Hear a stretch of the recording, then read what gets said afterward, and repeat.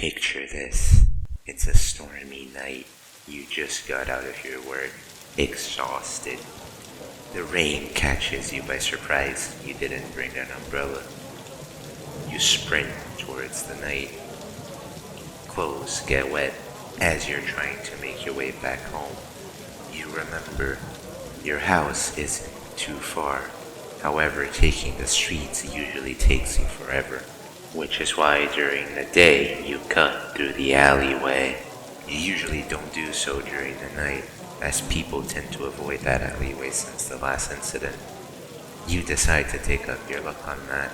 Within your first steps of this alleyway, you hear noises coming from the area on the left. It sounds like a woman asking for help. Do you decide to investigate? Or do you carry on and go back home to enjoy a nice rest? For this hypothetical, we will be exploring the noise. Once you get to the source of the noise, your fear is confirmed, and you find a woman getting assaulted by yet another woman who's wielding a knife and covered in blood. The alleyway is a mess. What do you do? Well, we'll get back to that at the end of the video, but for now, let me take you out of this terrible place so we can have a more private chat. Come here.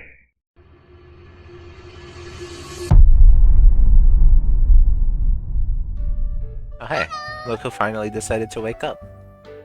That dark alleyway must have taken a huge toll on you, huh? After all, you were pretty exhausted from work.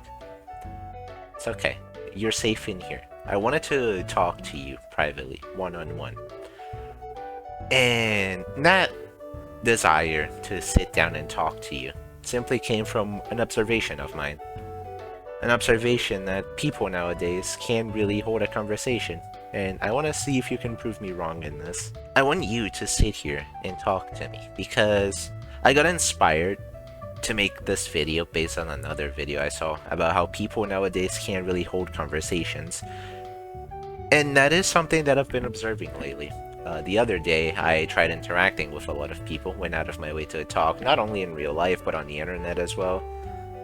And while of course, people in real life were a lot more open to small little conversations, not everyone was super open to that idea, and that fact that people weren't open for it was much greater on the internet. Now, I don't usually expect much from people on the internet.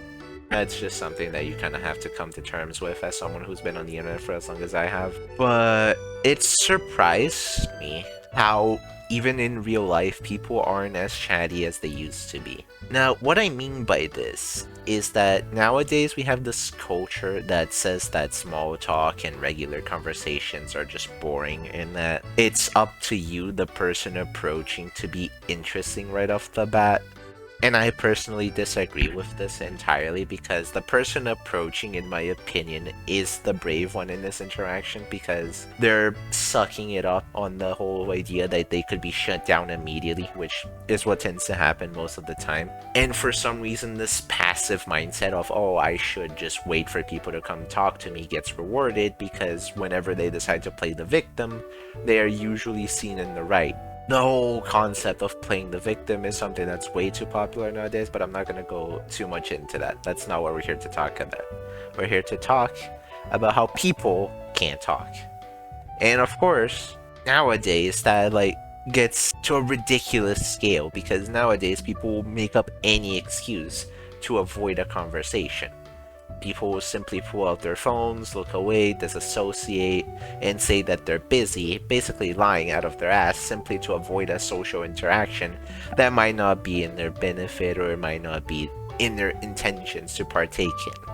Which, once again, that's fair in a sense because you're not forced to interact with anyone, right? But those same people that complain that they're being approached are also the people that go out of their way to complain that they're lonely. Loneliness is something that's been all over the world nowadays because no one can really make connections in these harsh environments because no one wants to talk, no one wants to be vulnerable, no one wants to approach because there's this fear of cameras, this fear of rejection. There's a lot of fear going around. And I personally don't like that idea, the fact that social interactions should be scary, because they shouldn't be.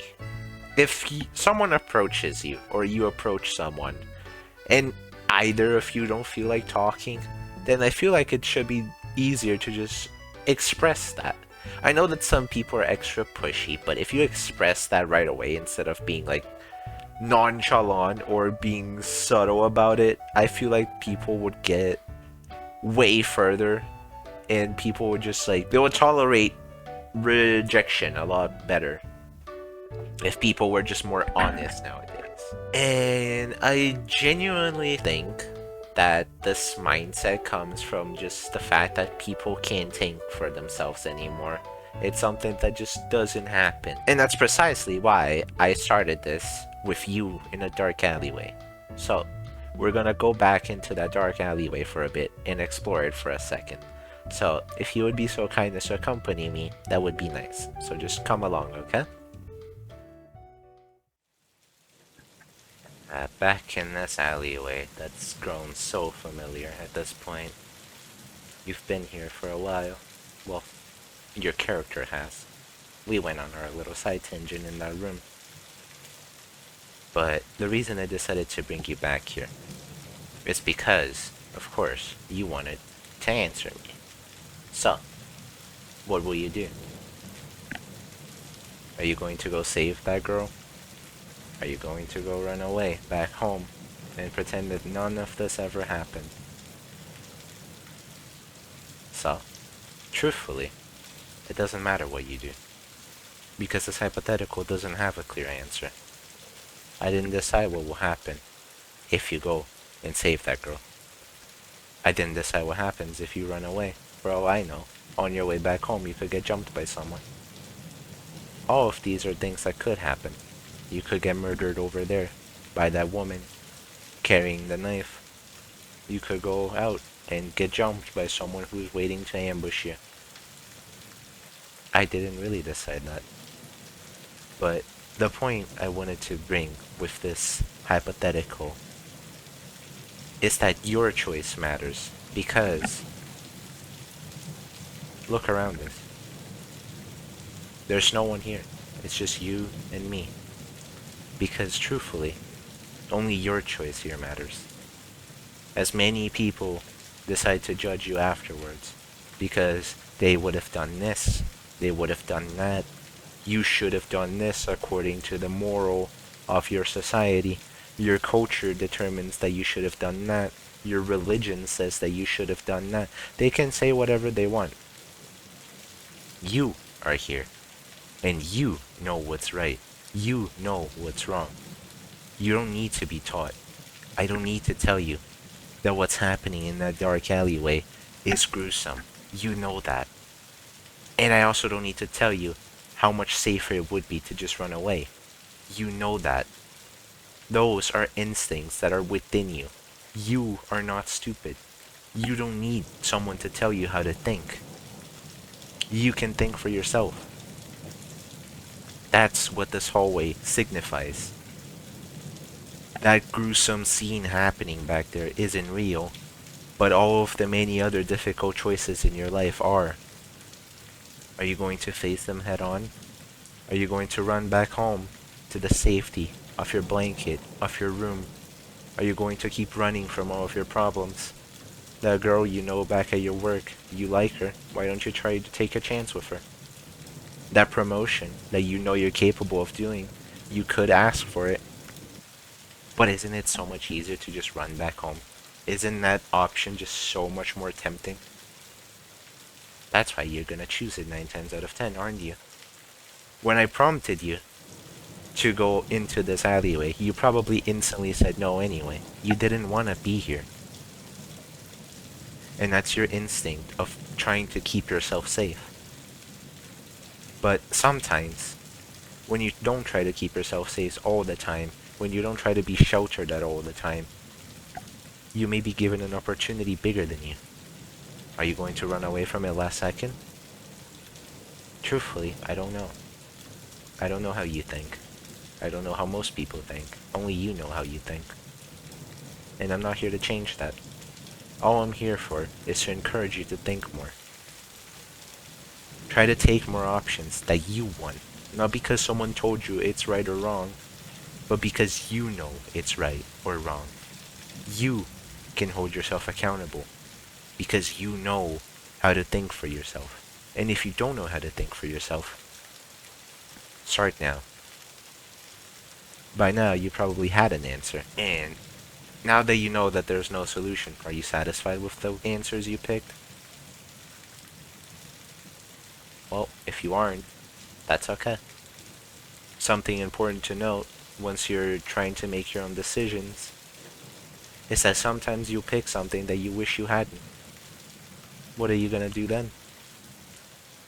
Are you going to beat yourself up for all of eternity? Are you going to forever live in the past? Another dark alleyway will eventually come your way. Are you going to keep beating yourself up over every single dark alleyway you walk into? Or are you going to go forward, remembering your past mistakes and improving as a person? I don't know what you do, but I know you do great. I believe in you. After all, if I didn't believe in you, I wouldn't have brought you here in this dark alleyway now, would I? I wouldn't have prompted you to pick so many things, because if you weren't capable of doing any of this, well, naturally, I would have just avoided you. One could say it was my intuition. It was my decision to believe in you, and I'll continue to do so, because I genuinely think that a lot of you are capable of doing many great things, and I know that you, the viewer watching this, is capable of so much more. Now, with that out of the way, I think that's a pretty good place for this hypothetical to end. It was a pleasure to make you think, even if only a little bit. Goodbye.